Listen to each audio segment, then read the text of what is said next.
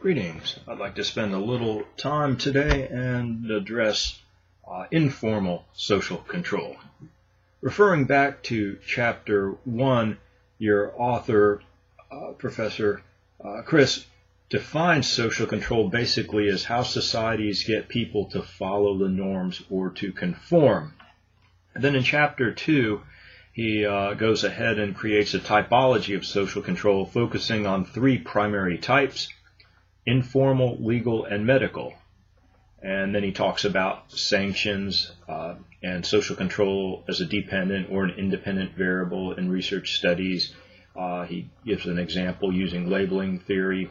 And then he moves into Chapter 3 on informal social control, or the everyday life group pressures to conform or follow the rules or norms. And he addresses the major agents of socialization that enforce this type of informal social control: the family, peers, the community, the schools, work, religious institutions, and of course the legal system, as well as the mass media. Then he moves on and he discusses Erving Goffman's dramaturgical theory. And again, here it's analyzing social life as an ongoing drama, or using similar terminology as we would from plays. And Goffman, in his extensive work, analyzes the interaction order, social management procedures, how people present themselves, impression management, different types of interaction rituals, and the authentic versus the virtual self. And the consistent, or rather, in addition to Chapter 3, Chapter 6 focuses on case studies of informal social control.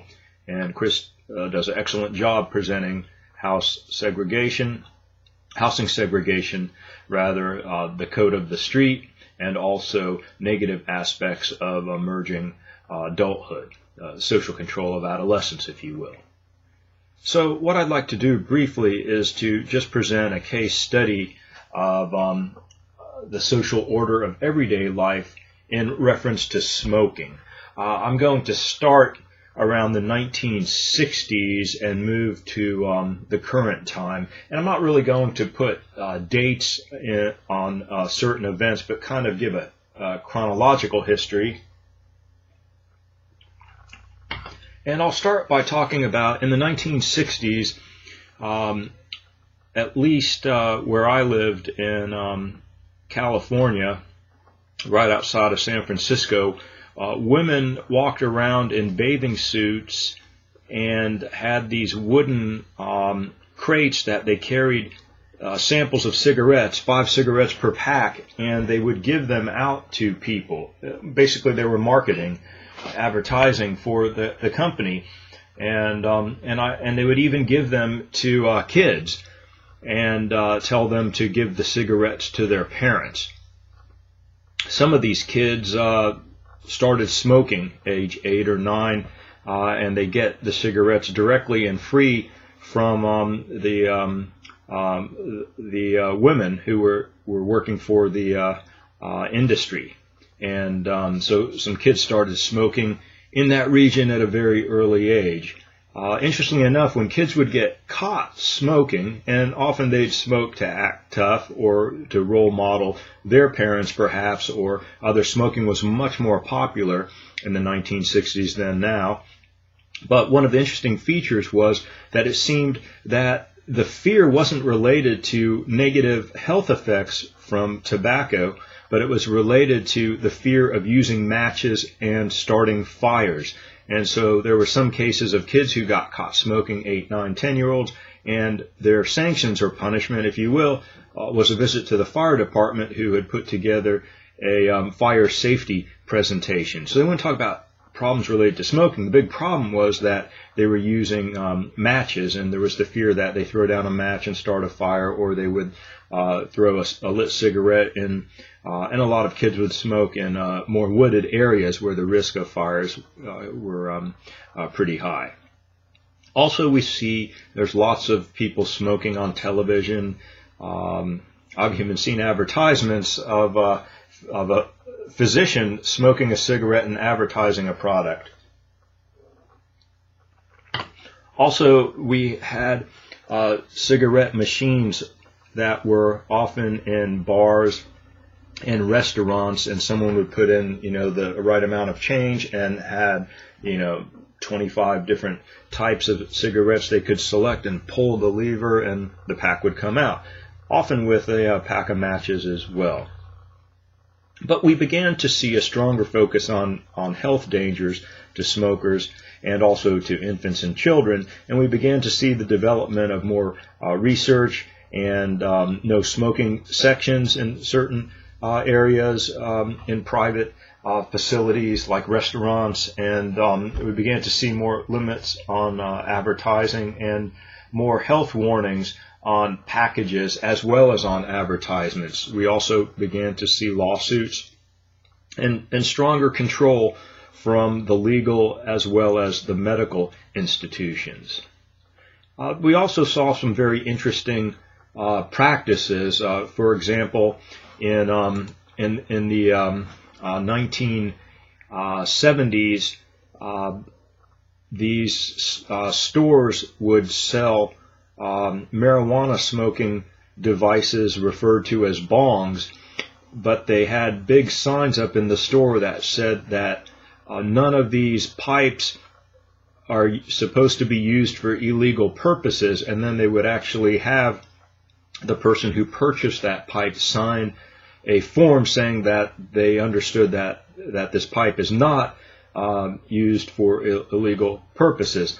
My guess is probably 99.9% of the people who bought bongs used it for smoking marijuana. That would be my guess, or maybe some as decorations or gifts, but primarily, yeah. It was, people signed the form. They obviously wouldn't use their name. They'd use someone else's name or make something up.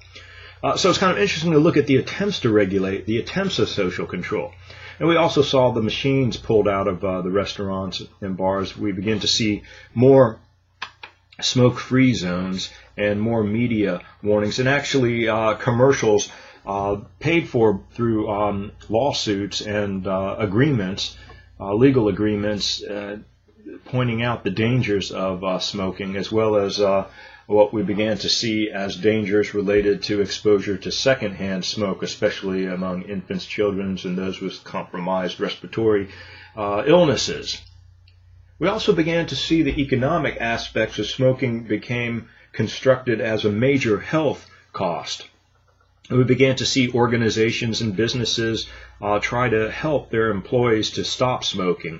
Obviously, more bans on smoking in businesses and restaurants and the like, but also we began to see the development of different methods of intervening from a medical perspective, such as patches, gum, and pills to decrease the urge for the nicotine. We also began to notice a greater emphasis and focus on the addictive properties of nicotine and some of the problems related to that, so much so that we see tobacco, we see the cigarette basically become constructed as a addictive drug by many, including the medical field. And then we began to see, I think, more variation. We see variations by state. Florida's kind of interesting. My understanding is, based on my discussion with a city official, is that cities can't ban smoking in public, that it would have to come from state legislators. And so it would have to be state law that they're not allowed to. But interestingly enough, University of Central Florida is a smoke-free campus. There is no smoking allowed at all, period.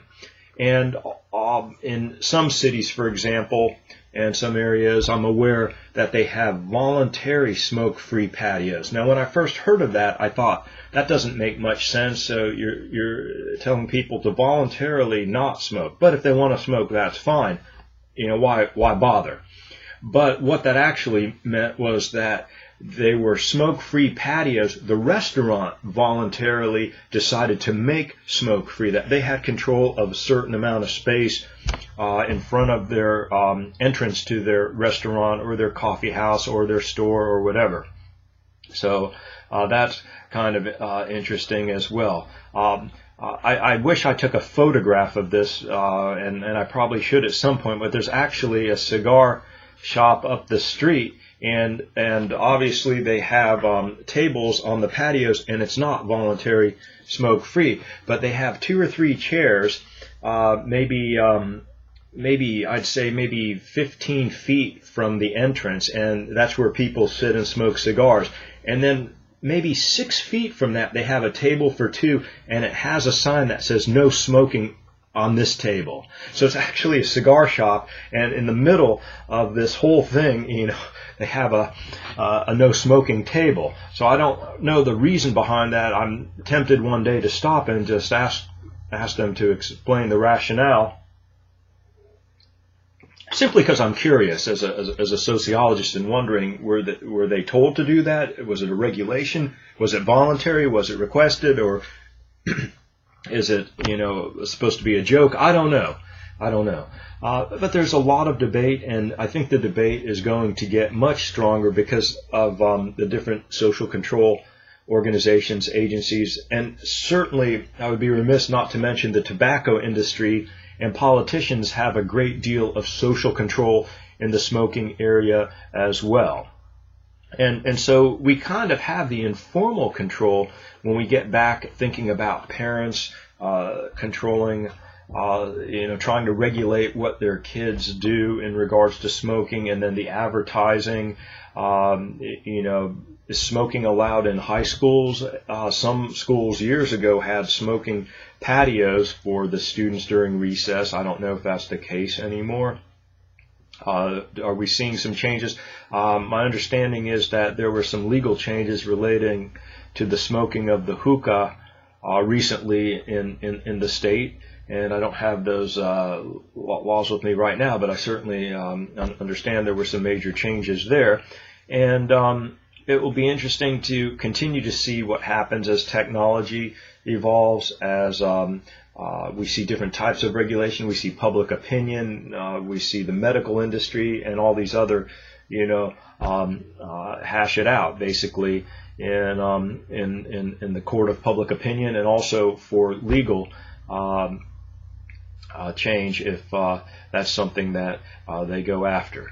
So I think smoking, even though one particular, small activity in a society, really you could write a whole paper, a whole book on this, on the social control of smoking, And my main point was to just use that example to kind of demonstrate how important it is in presenting our papers and our studies to really focus on specific areas. And that probably will allow us to expand specific aspects of social control in that area, and avoid writing a general themed paper, but really pinpoint into more of the research and the ideas and aspects related to a specific area. And this wraps up this video. Thank you.